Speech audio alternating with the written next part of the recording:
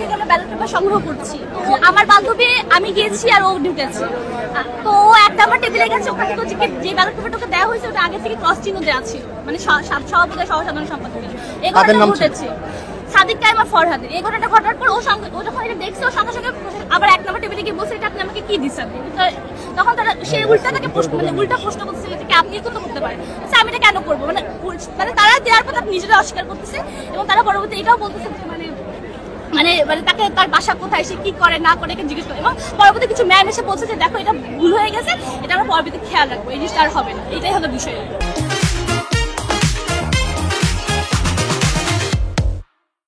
ধারণা যে ও যে শিবিরের ব্যাপারে কথা বলে ওর লাইফই হেল হয়ে যাবে, এই জন্য।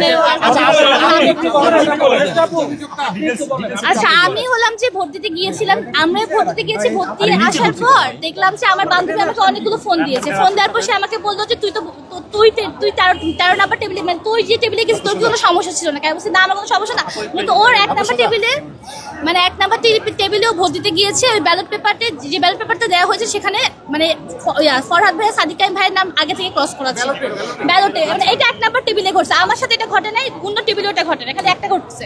এটা ঘটার পর সে আমাকে এটা জানাইছে, জানানোর পর আমি সঙ্গে সঙ্গে আবার আমাদের মানে ও আবার টিচারকে জানাইছে। টিচারকে জানানোর পর টিচার ওকে হলো যে আপনি তো কিছুক্ষণ আগে শুনলেন, ও বললো যে ওকে জিজ্ঞাসা করছে যে তুমি কোনো দল করো কেন বা হ্যান করো কেন স্যান করো কেন ইত্যাদি। তারপর হলো যে ওকে বলছে যে এটা পরবর্তী হবে না, এটা চেক করতে বলছে সবাইকে আর কি ওখানে।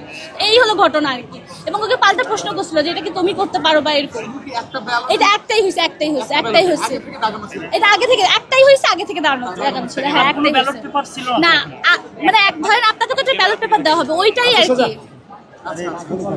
এইটাই হলো মূল ঘটনা, যে এইটা টেবিল নাম্বার 1 থেকে হয়েছে। আমি মনে করি যে টেবিল নাম্বার 1 যারা দায়িত্বশীল ছিল তাদের, আমার তো মনে হলো জিনিসটা তো খুবই আনফেয়ার। মানে ধরেন অনেকেই তো আসতেছে, ভোট প্রথমবার দিচ্ছে, অনেকে তো অনেক কিছু বুঝতেছে না। অনেকে তো ধরেন আপনাদের তো ভিডিও দেওয়া হয়েছে যে কিভাবে ক্রস দিতে হবে কিছু, অনেকে তো অনেক কিছু বুঝতেছে না। তো এই জায়গা থেকে ধরেন যারা উদাসীন বা যারা এই বিষয়গুলো সম্পর্কে অবগত না, তারা তো অনেক সহজেই তাদেরকে করে ফেলবে। সে হয়তো ডাবল দাগ দিয়ে ফেললো, দিতেই পারে, তো ভোটটা তো নষ্ট হয়ে যাবে। তো এই জিনিসটা খুবই অ্যালার্মিং বিষয় আমি মনে করি। তো আর আমি আমার বান্ধবীকে অনেকবার রিকোয়েস্ট করছি তার নামটা বলার জন্য। ও আমাকে এটাই বলছে যে ছাত্রদল হলে বলতাম, শিবিরে ও খুব ভয় পায়, মানে ওর মধ্যে জিনিসটা ভাই ভয় পাইলে তো আজকে এখানে বলতাম না। এমনিতেই শিবিরের হাতে কম মার খাইছে। আপনার নাম কি? রূপেশ তঞ্চঙ্গা।